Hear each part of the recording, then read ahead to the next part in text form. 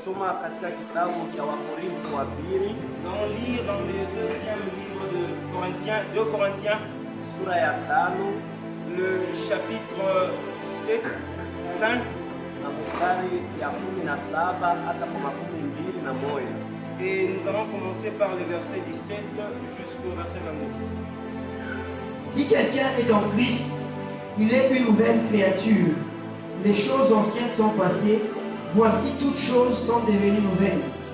Et tout cela vient de Dieu, qui nous a réconciliés avec lui par Christ, et qui nous a donné le ministère de la réconciliation. Car Dieu était en Christ, réconcilia le monde avec lui-même, en n'imputant point aux hommes leurs offenses. Et il a mis en nous la parole de la réconciliation. Nous faisons donc les fonctions d'ambassadeurs pour Christ, comme si Dieu exhortait par nous. Nous vous en supplions au nom de Christ, soyez réconciliés avec Dieu. C'est lui qui n'a point connu les péchés, il a fait devenir péché pour nous, afin que nous devenions en lui justice de Dieu. Kiumbe kipya, maneno ya zamani yamepita, tazama maneno yote yamekuwa mapya. Na maneno yote yanayotoka kwa Mungu aliyetupatanisha sisi naye mwenyewe kwa Yesu Kristo, naye alitupa sisi utumishi wa upatanisho. Maana Mungu alikuwa ndani ya Kristo akipatanisha ulimwengu naye mwenyewe, asiwahesabie makosa yao, na alituweka sisi mbinguni. Amen. Amen. Amen. Amen. L'identité chrétienne Anwani ya Kikristo ni ile neno itetupatia wakati ya kuisikia tujue notre identité. c'est cette parole qui va nous aider que nous puissions connaître notre identité.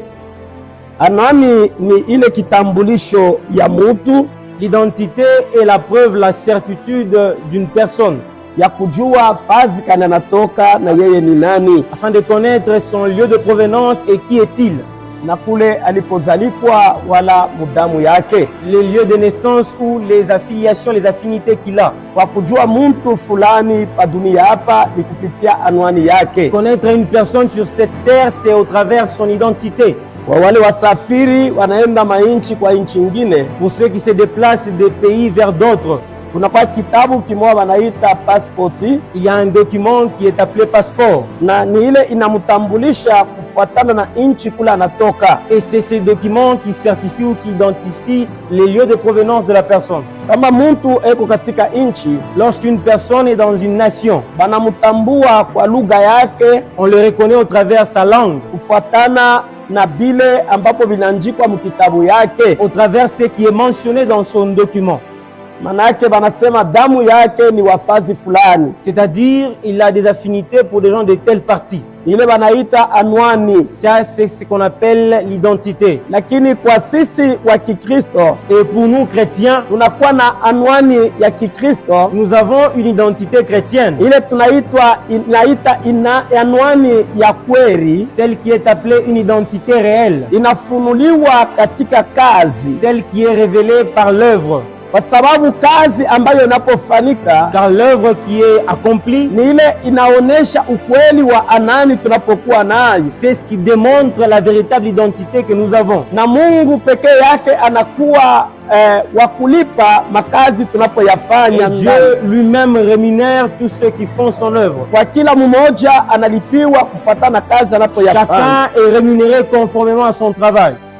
Tukisome kitabu katika kitabu cha Zaburi, Lorsque nous lisons le psaume, mwandishi wa hii wimbo anasema hivi: l'écrivain, le psalmiste dit ceci: kama misingi ni yenye kugeuzwa, si les fondements subissent un renversement, mwenye haki atafanya nini? que fera le juste? Dunia hii tuko naishi Le monde dans lequel nous vivons, ni dunia ambapo misingi yake imeshageuzwa c'est le monde où les fondements sont renversés kwa sababu ya dhambi. à cause du péché. Dhambi inatembea na inatawala katika dunia. Le péché est en train de se propager dans le monde. na inafanya watu ambapo waliitwa watu wa Mwenyezi Mungu, Les péchés font en sorte que ceux qui sont appelés comme étant hommes de Dieu wanasaulika anwani yao, oublient leur identité, kwa kuwa dhambi imetawala, car le péché domine. na msingi ama nguvu ya msingi wao Et les fondements, tout comme la force du fondement, inakuwa yenye kugeuzwa. est renversée. Msingi wa kweli Le véritable fondement, na inapokuwa na msimamo, le véritable fondement a une ténacité. ni ile msingi tunapoikutwa ndani ya Yesu Kristo. C'est le fondement que nous trouvons en Jésus-Christ. Ndani ya Kristo En Christ, tunakuwa watu wengine nous sommes de nouvelles personnes. kuliko vile tulikuwaka. Au lieu d'être ce que nous étions avant, Tulikuwa kama vile Paulo anasema watu nyama. nous étions tels que Paul les décrit, des hommes animaux. Tuliishi katika dhambi Nous avions vécu dans le péché, na hali ya ule mtu wa zamani, avec une attitude ancienne. lakini wakati tunakuwa ndani ya Kristo, Mais lorsque nous sommes en Jésus-Christ, kunakuwa ile tamko inaposemwa nous sommes devenus. il y a un terme qui dit tunakuya. Tunakuwa Nous sommes devenus, manake tulikuwaka mbele, c'est-à-dire que nous étions sasa auparavant, tunakuwa et là nous sommes devenus watakatifu. des saints. Haleluya, Amen. tunakuwa watakatifu. Nous sommes devenus des saints. Anwani yetu ndani ya Kristo, Notre identité en Christ. napenda kurudia kwa sababu ya kusikiliza wema, J'aimerais répéter afin que nous puissions mieux comprendre. kwa ajili ya usikilifu wema wa neno. Pour une bonne compréhension de la parole. Anwani ya Kristo L'identité chrétienne haina vile tulikuyaka. n'est pas telle que nous étions. Nasema tulikuwa kama vile Paulo anasema watu Je nyama. viens de dire, nous étions ce que Paul décrit comme étant hommes animaux, des hommes animaux. Tulikuwa watu wa dhambi, Nous étions des pécheurs.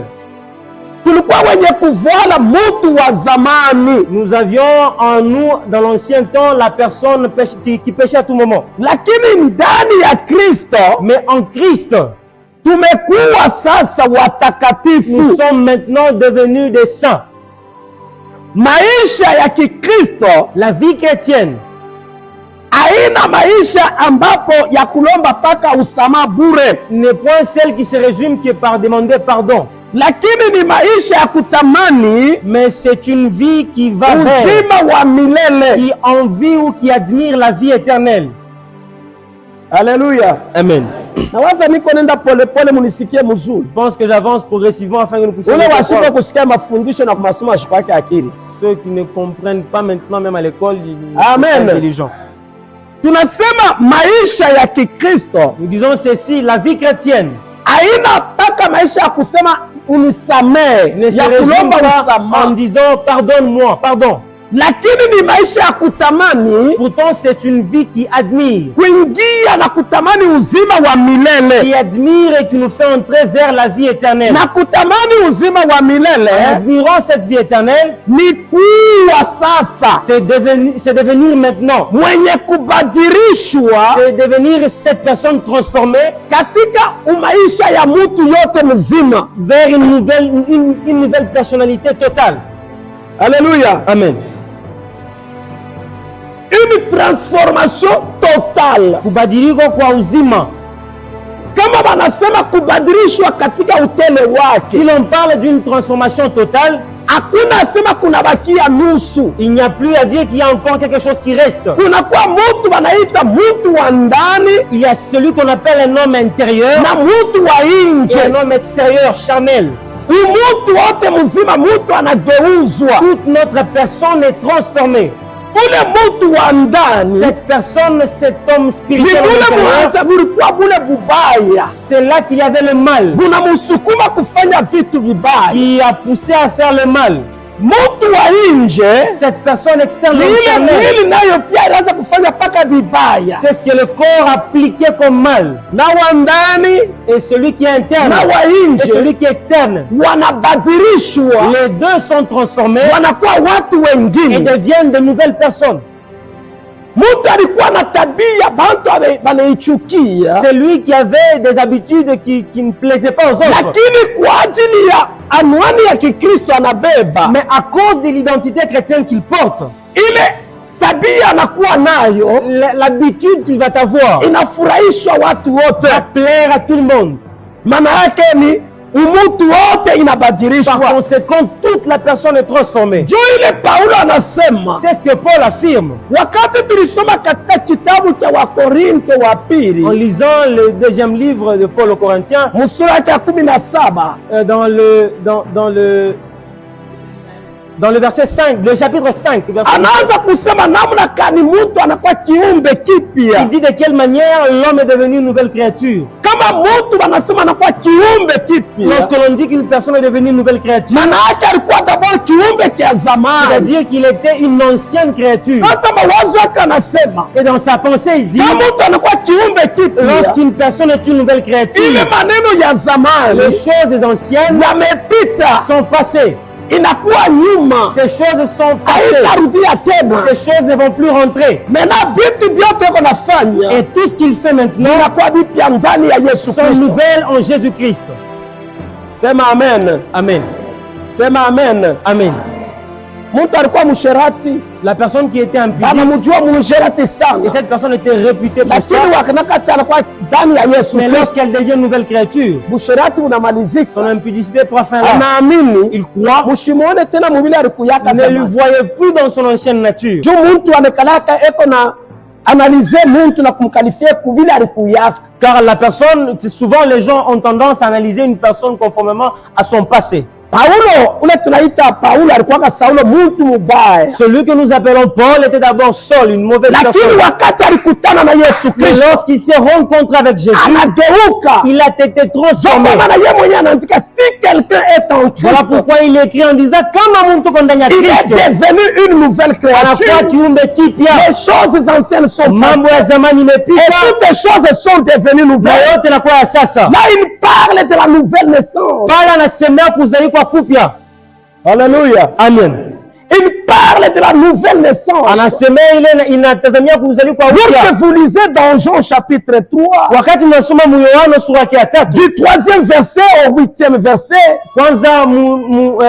kwanza pa 3 mpaka pa 8, tulikuta ile historia ya mazungumzo ya Yesu na Nikodema. nous trouvons la conversation de Jésus et Nicodème. Tafanya je? Qu'est-ce que je vais faire? Mimi mzee wangu Moi étant vieux, na bukua wangu étant âgé, niingie tena tumboni mwa mama est-ce yangu? que dois-je encore entrer Nizaliwe mara ya de ma pili. mère pour naître une seconde Yesu fois? akamjibu, Jésus qui lui dit, yenye kuzaliwa kwa roho ni roho ce qui est né d'esprit est esprit, na kenye kuzaliwa kwa mwili ni qui est mwili. né de chair est chair. Haleluya. Amen.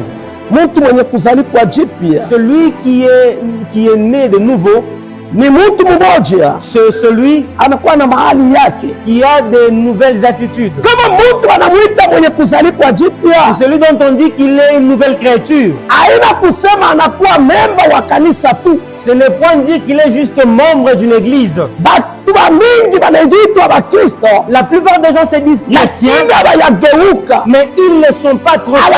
abayazaliwa jipya, Ils ne sont pas ni nés de bamambo nouveau. ba kanisa. Ils sont juste membres de l'église. Ndio nasikia mtu kama mchungaji anasema nilofe, mchungaji ana. Voilà pourquoi lorsque le pasteur est absent, la plupart des personnes disent je vais aussi m'absenter. Ndio maana unasikia kama pa kanisa peka problemi kanoko anajitenga. Juste un vent à l'église et ils se séparent. Mkunje anatumika tu bamseme kiloko anatoka. Il y a juste un petit problème dans le groupe. Ule mtu eko memba wa kanisa, Cette personne est juste membre lakini de l'église. hajaelewa kuzaliwa Il jipya. n'a pas encore compris c'est quoi être une nouvelle créature. Mtu mwenye kuzaliwa jipya Celui qui est une nouvelle créature, haina kugeuza uso ce bure. n'est pas juste la transformation du visage. Kugeuzwa kwa uso La transformation du visage, munaona mukanisa, vous pouvez juste le voir dans l'église. munawita sema ni Mkristo, Vous l'appelez comme étant lakini vile chrétien. kunafanya Mais kweushi ce qu'il fait en secret, kwenye moja étant seul, kazi nyeusi là qu'il est seul, vile eko paka navyo il garde. anageuka kwa uso, il est transformé par visage, vitendo yake vyageuka. mais ses actions ne sont pas transformées. Tunamlinganisha na nani? Nous allons le comparer avec qui? Tunamlinganisha na nyoka. Nous allons le comparer avec le serpent. Nyoka wakati moja Un serpent, amejivula mkikanda yake, étant âgé, il subit une métamorphose. na wakati anatoka Il va mkilikanda quitter son écorce anakuwa na maungu ya kuangara, et là maintenant une nouvelle peau. na wakati anakuwa na maungu mzuri ya kuangara, Et la nouvelle peau qui est lakini ndani mais yake en lui, sumu iko hapo. il garde le venin. Haleluya! Amen. Mtu mwenye kujalikwa jipya, Celui qui est une nouvelle créature, haina mtu anakuwa mdini mzuri, mtu wa madini ce mzuri, n'est pas une personne religieuse juu eko na dini, parce qu'il est pratiquant. anatembea na utakatifu mdini yetu, anatembea na Il marche utakatifu, avec piété, sainteté, l'on dit de faire ça aussi. anavala kimuzabi kinene, Il va prendre une toge. anaweka na kimusalaba, Il va prendre même l'indice de la croix. anavala kikola la ndani ya shingo Même yake. un col pastoral. Unamwona asema Vous huyu dites celui-ci. haina kuzalikwa jipya, Ce n'est pas ça le sens d'être une nouvelle créature. juu na badeve wanavalaka to. Car même les devins portent la toge. Sema amen. Amen. Wende kwa réseaux sociaux, Allez consulter aba les watu réseaux wako sociaux. natangaza injili ya bongo, anaweka na Ceux qui makipola. propagent un autre évangile. Kuzaliwa jipya Être né de nouveau, bali alikuwa kifinyo chini, lorsqu'il était encore comme étant un ver de terre, anaanza kumuka bintu vya chini, il était en train de pouvoir respirer tout ce qui était sur la terre. bakujideplase kutoka hapa fika kumulango, anabeba tamu refu kwenda Se pole pole, déplacer, quittant d'un lieu vers un autre, ça devait prendre du temps. na wakati kinaanza kutembea watu wanaigiza nao, Et lorsqu'il s'est déplacé, les gens lui bafouaient. wakati moja kinaikia mubulongo alama ya kufua, Mais lorsqu'il est entré dans la terre, un signe de mort. wakati anatoka Et en sortant, ana tena kifinyo, il n'est plus encore un singe. anakuwa Il kipepeo, devient un papillon. manake anaanza kujideplase Et il facilement, se déplace facilement. anaanza kutembelea yule Là, il marche de haut en mtu bas. mwenye kuzalikwa chini, Celui qui est né de nouveau, manake ana tena mubitu vya il chini, n'est plus dans les choses terrestres. anekala pa chini, C'est vrai qu'il habite la me terre. anawapa dunia Il n'est pas un kwa sababu anaanza homme. kurespira vitu vya Il mbingu, respire les choses vile extérieures. yote iko na komunike, Tout ce qu'il communique, ni ule wa mbingu iko na c'est ce komunike que naye. le ciel est en train de dire. Haleluya! Amen. Jo kuzalikwa chini, C'est ça être né de nouveau. manake Mkristo C'est-à-dire le chrétien anapasha kuwa mwenye kurekebeshwa, we renuvele doit être renouvelé. kuanzia ndani. Commençons de l'intérieur. Kitu kali kina murenuvele Qu'est-ce qui renouvelle de nouveau? ni kufuatana na ile hali ya Roho Mtakatifu. Conformément à l'attitude du Saint-Esprit. Roho Mtakatifu Le Saint-Esprit analeta umbo wa Kristo ndani ya Mungu, donne l'image de Christ dans l'homme.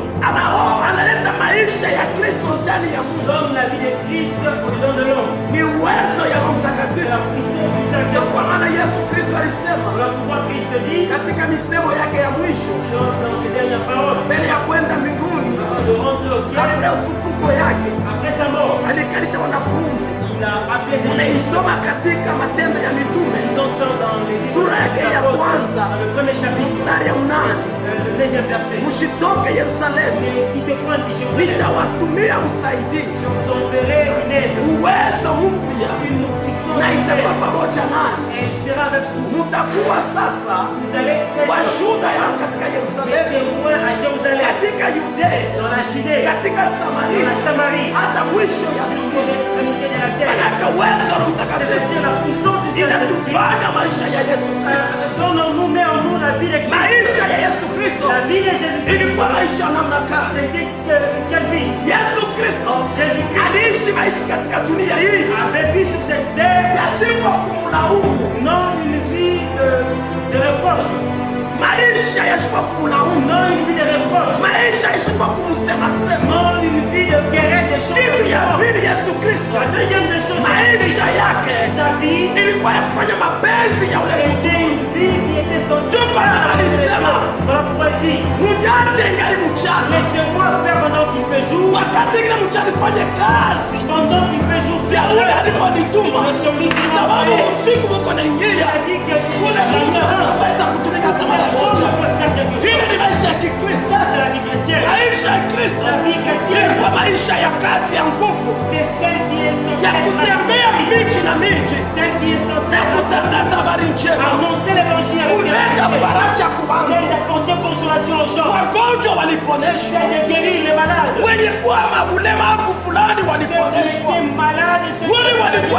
matatizo walipata faraja, Ceux qui avaient des problèmes étaient consolés. wenye njaa walilishwa. Ceux qui étaient affamés étaient Hilo ni nourris. maisha ya Kikristo. Ça, c'était la vie Na Mungu chrétienne. kama anazaliwa Et jipya, lorsqu'une personne est née, abebe maisha ya il Kikristo, prend la vie de Christ en maisha lui. ya kwa kumtetea tu moment. C'est ne pas une vie auquel on doit toujours parler en s'attendant. Bamingi wanajiita Bakristo, La plupart des gens sont lakini maisha yao ni ya kulaumu. mais leur vie, c'est une vie de reproche à chaque instant. Hata munasema beko toka pamoja, Même si vous dites, ils ne changent pas. maisha tundumina. Il y a de leur Abafanye kazi ya ule aliwatuma. Ils le font pour l'œuvre de Dieu. Kazi ya Mungu wanaibeba kama vile mchezo. Ils prennent l'œuvre de Dieu comme un jeu. Tulizungumza wakati ya nyuma, Dernièrement, nous avions parlé ndani ya kanisa Mwenyezi de Mungu l'église du hakuna Seigneur. mnaofuata Il n'y mmoja, a pas un chômeur. mtu ashipo Il kazi. n'y a pas celui qui Mataifa na mataifa toutes les nations. tutakuta wanaofua Vous allez trouver des chômeurs. banahesabia na kuhesabia Il y a même un maporsantaje, pourcentage exact. lakini ndani ya kanisa Mais Mwenyezi dans Mungu l'église du wote kuna Seigneur, watumishi wenye il n'y a que des travailleurs, des tumika serviteurs. kazi ya Mungu Faites le bila kuangalia nyuma. sans regarder en arrière. Mtu mwenye kugeuzwa na maisha ya Yesu Celui qui est Kristo transformé par Christ, analizake il n'analyse point. asemake sababu gani. Il ne parle point en guise de cause. Kukiwa mvula atatumika, Dans une saison pluvieuse, il va kukiwa travailler. joto atatumika, Il fasse chaud, il va travailler. akiwa masikini Qu'il atatumika, soit pauvre, il va travailler. akiwa na utajiri Qu'il atatumika. puisse être comblé de richesses, il va Yesu travailler. alifanya kazi ya baba Jésus yake. a fait l'œuvre de son Père. Sisi hatuna reforme, Et nous ne sommes pas réformés. sisi hatuna rehabilite, Nous ne sommes pas réhabilités. sisi hatuna reéduque, Nous ne sommes pas rééduqués. mais nous sommes recréés. Lakini tunakuwa viumbe vipya. Haleluya, unifuate mzuri. Transformation ya kuzaliwa jipya, La transformation de nouvelle créature. tunasema hivi, Disons ceci. shiye waliitwa maisha mapya, Nous étant appelés à avoir une nouvelle vie. hatuna reforme, Nous ne sommes pas réformés. donc avec tout refait, Nous ne sommes pas refaits avec vraiment la vie. kisha tena shiye Et nous, de même, avec tout réhabilité, nous ne sommes pas réhabilités. et puis avec tout rééduqué, Et nous ne sommes pas rééduqués. mais plutôt Lakini, nous sommes recréés. tunakuwa viumbe C'est ce vipya. qu'on appelle nouvelle créature. Ndio ile wanaita kiumbe kipya. C'est là que nous sommes, Ni ile tunakuya. qui nous donne la relation vitale avec le Christ. Tupatie ile uhusiano ya kuishi pamoja na Kristo. Alléluia. Amen. Pour être essayé d'expliquer, Paulo anapenda kuleta explication. ça nous donne cette nouvelle créature, Inatupatie ile uhusiano. cette nouvelle naissance. Ile kuzalika kupya. Ça nous donne cette relation vitale, Inatupatie ile uhusiano ya kuishi pas avec n'importe qui, hapana na mtu mais yoyote, avec Christ. lakini pamoja C'est na pourquoi Kristo. nous avons l'identité Ndio kwa maana chrétienne. tunakuwa na ile identite Si chrétienne. vous lisez dans Colossiens chapitre 2, Kama unasoma Kolosai sura ya pili du 6e au 7e verset, 6 à 7, Paul dit ceci, je cite. inasema Ainsi donc, na vile comme vous avez reçu le Seigneur Jésus-Christ, na kama vile mnapokea Bwana Yesu Kristo, marchez en lui mtembee ndani en mwake, étant enraciné na kama vile kuna mizizi et fondé en lui na yenyewe kuwa na msingi et affermi par la foi. na yenyewe kuwa na msingi kupitia ibada. Trois choses de base. Vitu vitatu vya maana: Marcher en Jésus-Christ tembea ndani en étant enraciné. kuwa na mizizi. Si un arbre n'a pas de racines profondes, Kama mti haina na mizizi ya kuingia et ndani, ces racines-là na ile ne mizizi peuvent pas résister haiwezi au kusuporte mouvement du vent.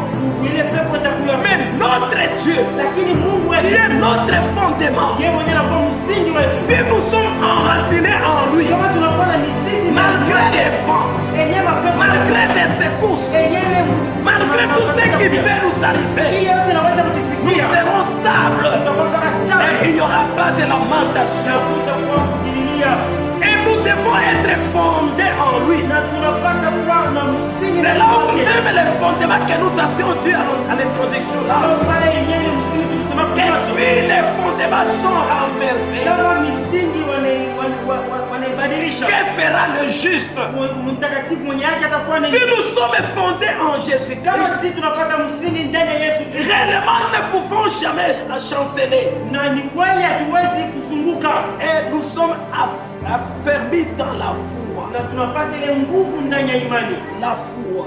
Imani Avec ces trois choses, na hivi vitu vitatu, un chrétien Mkristo ne doit pas être un plaintif. hawezi kuwa kujililia saa yote. Kama kwa kazi ya Mungu, L'œuvre de Dieu, anaanza kulialia inapita na chepesha ileta basi kwa cotisation. il a dit, je ne veux même pas donner parce qu'il y a une Mpaka hapa alitulomba ya kujenga, cela il y a lieu de savoir que tulomba tena na wengine, et là il y a encore une cotisation. tena na nyumba mchungaji. Hapana, Yesu akulialia. Chrétien pleurnichard. Kama namwambia uende mkaimbe kwa Université de la Paix, Chanter à l'église Université de la Paix. oh shina na transport. Manque de transport.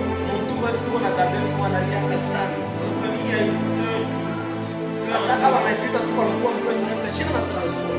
Mais yeko na bwana, yeko na chaque fois ayakuwa na transport. Et marié bellement toujours un transport. Alléluia. Amen. Alléluia. Amen. Kila mara ana transport. Chaque instant, Ye Mkristo. nous un chrétien. Wewe na wewe maisha mbaya kulialia. On est même à chaque instant. Mungu paka madame shina, Je n'ai pas. monsieur shina. Monsieur, je n'ai pas. Sitaweza ile kazi ni habari.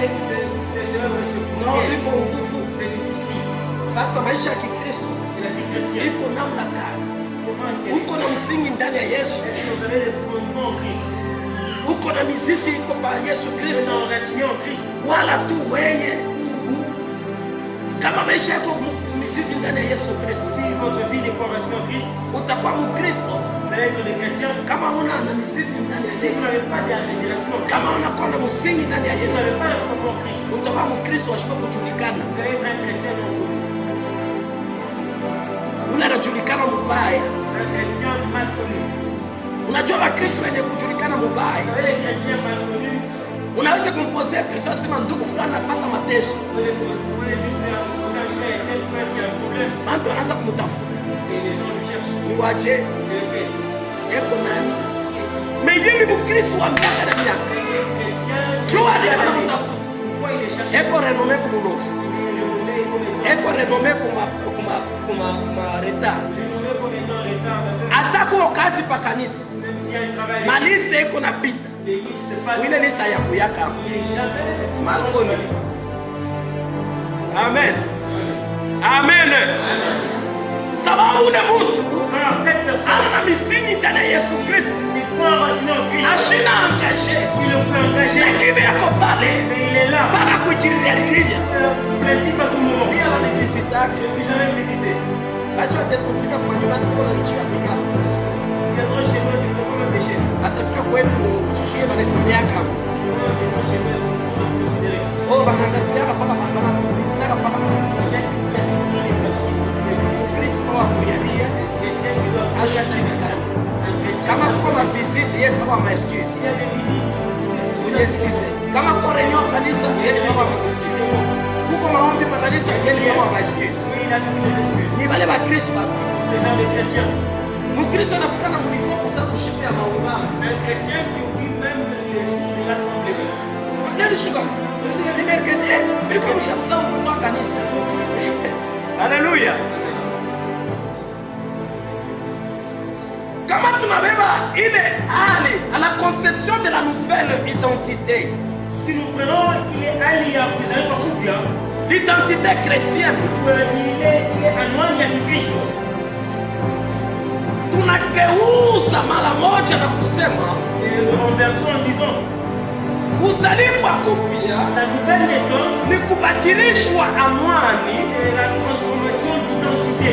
Kama mtu anapotoka fasi fulani anakuwa fasi fulani bila kurudia kule, Quitte d'un lieu vers un autre sans rentrer.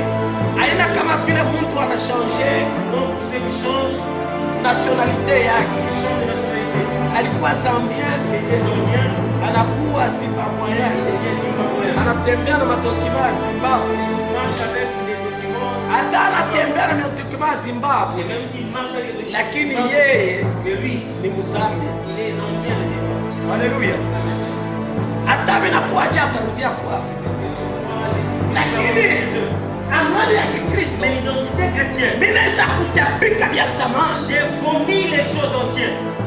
sitarudia tena kuvitapikio kama vile umbwa Je vile ne vile. rentrerai plus au vomissement comparablement au chien. Minatapika vile vitula, Je viens de vomir et Ninageuka. je suis Mina transformé. kwa kiumbe Je kipya. suis une nouvelle créature. Ninaanza kutembea mu direction. Je marche dans la direction. Inaachana ile direction jianza kutembea. Une direction qui n'est pas parallèle à Vyote niko nafanya sasa. dans tout ce que je fais. Kuna vitu vipya. Il y a de nouvelles choses. Sababu mimi nakuwa na damu. Car j'ai le sang. Ile damu ni ya Yesu Et ce Kristo. sang, il est le sang de Christ. Haina damu ya kikabila. C'est le point le sang tribal. Haina damu ya kiregional. C'est le point le sang Mimi tribal. damu ya Yesu Kristo.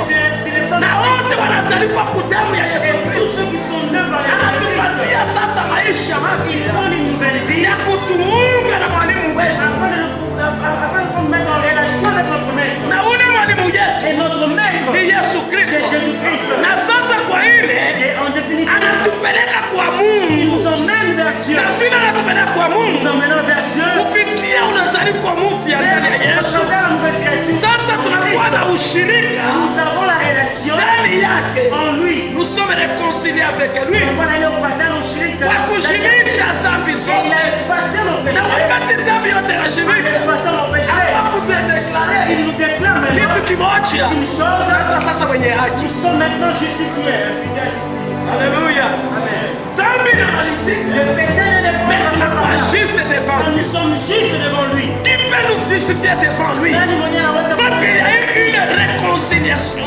kupitia ile uhusiano? C'est lui qui nous a Yule réconciliés. mwenye alipeleka uhusiano ni Yesu Kristo. Il nous a réconciliés avec son Père. Ametupeleka ile muhimu Pour kwa dire baba yake. Paulo anasema il hivi, n'y a qu'un seul médiateur mmoja ule Mungu anaweza entre Dieu et les hommes, katikati ya à savoir Mungu na Jésus-Christ. kujua Yesu Il Kristo. nous a réconciliés. Alitupatanisha. Il s'est mis au milieu. Amejenga hapa Nous qui katikati. étions pécheurs, Sisi tuko watenda dhambi. dont la décision venait de Dieu Yeye onetoka Mungu. pour finir le péché. Kusema kwa Mais pita. lui, il nous a imputé du péché. Lakini Mungu Il a effacé le péché anasimisha dhambi. en acceptant mourir à la croix.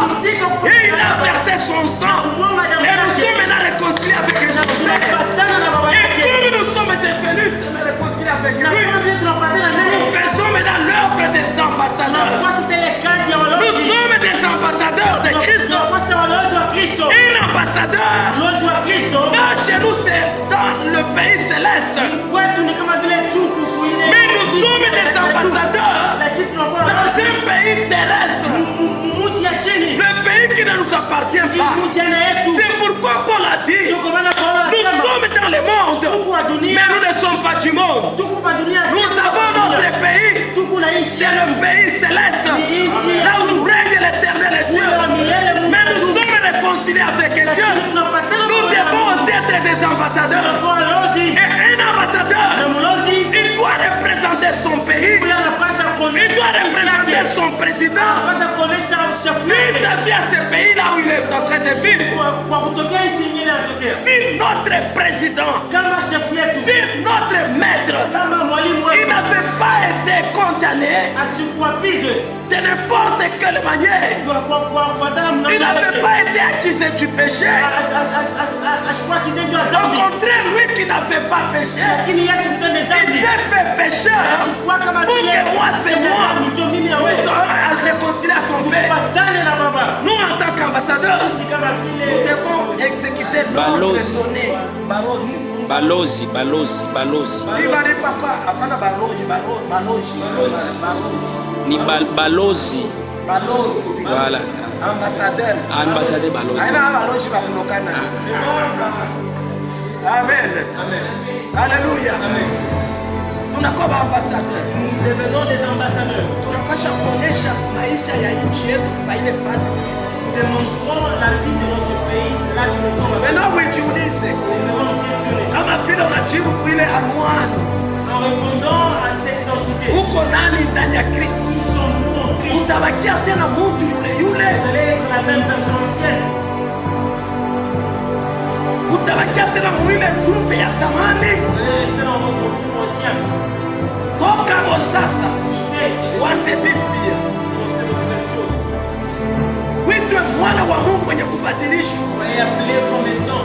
Iko jepesi kuitika C'est facile d'accepter. na iko jepesi kusikia, C'est facile. lakini kile kinakuombwa Et c'est qui est demandé. ni kuwekwa katika tendo. C'est la maison bâtie.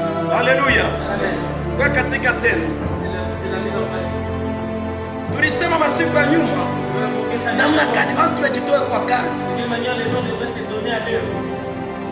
Juma moja tunaona na waimbaji hapa wakano wanayala na koti kule. Leo hapo wanasi tena kwenda kushuka. Tunaona wasafa wanaanza kuongezeka, wengine wanaanza kujiretiremo. Hapo sasa inaanza tena. Ce qui m'a beaucoup dérangé, c'est le vendredi. J'arrive ici, il n'y a pas de modérateur. Et le culte commence à 16h. Nous étions à 7 avec des jeunes, des petites filles et de petits garçons. Vous n'avez pas comme mtoto mkubwa alifuatia mimi miaka mkanisa ni jeune. Vendredi. Celui qui était âgé après moi, c'était Moi je me suis dit que ces gens ici, est-ce qu'ils comprennent les mettre en pratique? Ora ni kwata sasa nifunge milango tuombe shika Yesu. Wala kwa mbele mpaka nje. Et on le fera un autre jour. Au frère on est pour qu'on avoir na tangu nikana nje. Unaombea paka yako ya nje. Parce que watu washikilia. Amen. Watu ndio kuongeza na leta. Tuko na shikilia. Est-ce que tu sais Biblia Yesu alikuwa analeta na nafasi? Jésus était toujours présent. Mukazi magonjwa yako pale, maproblème yako pale, il faisait tout. Mais nous avons l'identité de Jésus. Mon identité, c'est l'identité de Christ. Je suis en Christ. Qui suis-je? Je suis une nouvelle créature. C'est ça la réponse. Alléluia. Qui suis-je en Christ? Je suis une nouvelle créature.